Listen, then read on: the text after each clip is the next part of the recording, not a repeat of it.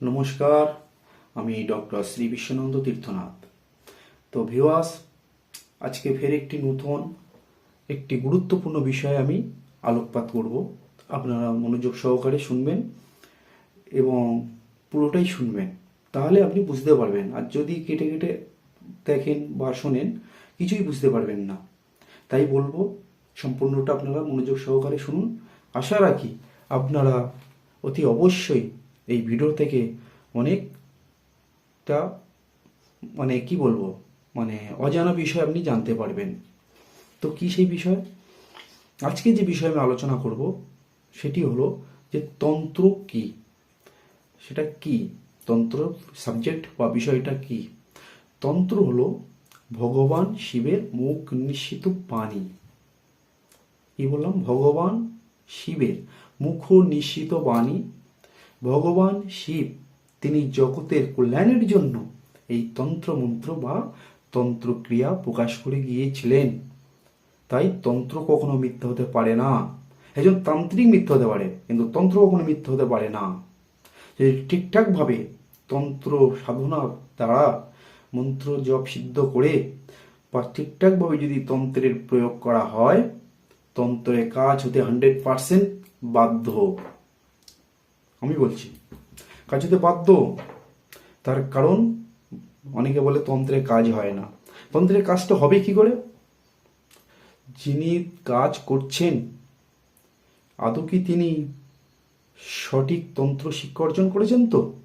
বা যিনি কি বলবো, যিনি কাজ করতে আসছেন তিনি কি সঠিক ব্যক্তির কাছে আসছেন তো? তাহলেই তো কাজটা হবে। তা যে বিষয় আপনাদের বলবো, এই তন্ত্র শুধু ভগবান মুখ নিঃসৃত বাণী নয়। তন্ত্র হচ্ছে দেবদেবী সূক্ষ্ম নাম। মন্ত্র হলো দেবদেবী সূক্ষ্ম নাম, যার দ্বারা মনের ত্রাণ বা শান্তির ফিরে পাওয়া যায়, সেটি হলো মন্ত্র। আশা কি বোঝাতে পারছি? এবং এই তন্ত্র আমরা জানি কি, তনু। তনু মানে দেহ। আর এই তনু কথা থেকে তন শব্দটি এসছে, অর্থাৎ তন যোগ ত্র ইজিক্যাল টু বা সমান সমান তন্ত্র। ধীরে ধীরে শুনবেন। এবারে এই তন কথার অর্থ কি? এই তন কথার হচ্ছে শব্দ, আর ত্র মানে রক্ষা করা। অর্থাৎ যে শব্দের দ্বারা দেহ বা শরীরকে রক্ষা করা যায় তাকেই বলা হয় তন্ত্র। আগে রক্ষা করা, তন্ত্র মানে রক্ষা করা। জীবগুলোকে রক্ষা করা যায় যার দ্বারা, সেটাই হচ্ছে তন্ত্র বা মন্ত্র।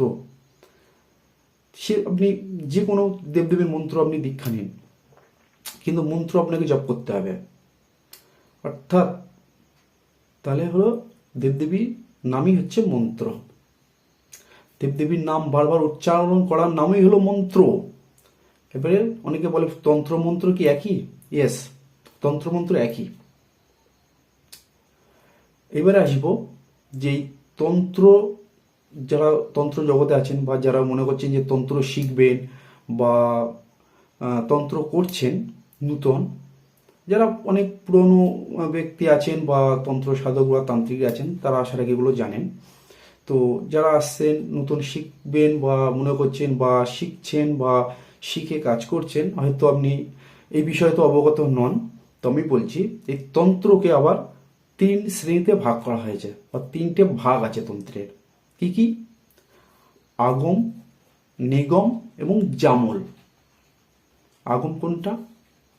আগম হলো যেটা ভগবান শিব বলেছিলেন এবং দেবী পার্বতী শ্রবণ করেছিলেন, সেটি হচ্ছে আগম, অর্থাৎ ভালো।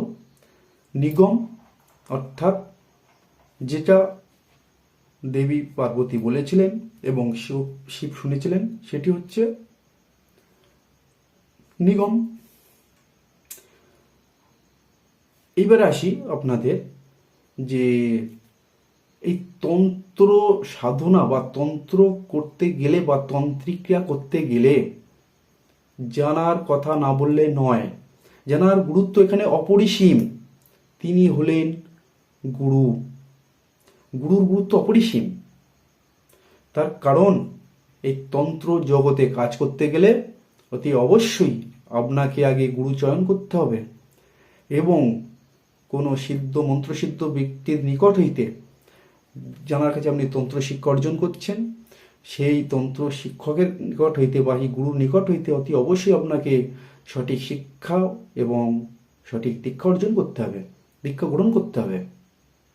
তার কারণ একমাত্র গুরু তিনিই পারেন আপনাকে সিদ্ধি অর্জন করাতে এবং এই গুরুই পারেন একমাত্র আপনাকে সেই তন্ত্র জগতের উচ্চ মার্গে পৌঁছে দিতে। তার জন্য যোগ্য গুরুর প্রয়োজন। কারণ বর্তমানে এখন সঠিক মন্ত্রসিদ্ধ বা বর্তমানে সঠিক গুরু সন্ধান পাওয়া খুবই দুষ্কর। তবুও আমি বলবো কোনো একজন দৈবজ্ঞ ব্যক্তিকে, যিনি দীর্ঘদিন ধরে এই তন্ত্র জগতে ডুব দিয়ে আছেন, যিনি শেখাচ্ছেন, যিনি দীক্ষা দিচ্ছেন, অতি অবশ্যই আপনি তাকে গুরু রূপে বা গুরু পদে নিতে পারেন। সেটা আপনার ব্যক্তিগত ব্যাপার, আপনি কাকে নেবেন। তো এবারে বিষয় আসি, কি বিষয়? এই যে গুরু করলেন, গুরু করলে হবে না, গুরুর সঠিক নির্দেশিত পথে আপনাকে চলতে হবে। গুরুকে অন্ধের ন্যায় বিশ্বাস করতে হবে। যিনি গুরু, সেই গুরুকে এবং নিজেকে এবং ইষ্টকে একাত্মা ভাবতে হবে, নইলে কিন্তু আপনি সাধনার উচ্চ মার্গে যেতে পারবেন না। অর্থাৎ ইষ্ট, মন্ত্র, গুরু এই তিনটি একত্র ভাবতে হবে। গুরুকে কখনো মনুষ্য জ্ঞান করিবে না, এটা আমার কথা নয়, এটা হচ্ছে শাস্ত্রের কথা। গুরুকে কখনো মনুষ্য জ্ঞান করিবে না, আর মন্ত্রকে কখনো আপনি অক্ষর জ্ঞান করিবেন না। আর মন্ত্র দীক্ষার পরে মন্ত্র ত্যাগ করিবেন না। তার কারণ শাস্ত্রে বলা হয়েছে মন্ত্র ত্যাগে সাধকের সিদ্ধি অনিষ্ট হয় এবং সেই মন্ত্র সিদ্ধি যিনি করতে চাচ্ছেন, যিনি দীক্ষা নিয়েছেন, তিনি যদি এই তন্ত্র জগতে মন্ত্র দীক্ষা গ্রহণ করার পরে তিনি যদি গুরু ত্যাগ করেন, তিনি কিন্তু নিম্নগামী হবেন এবং পূর্বজন্মে তিনি বিষ্ঠার পোকা হিসাবে তিনি জন্মগ্রহণ করবেন।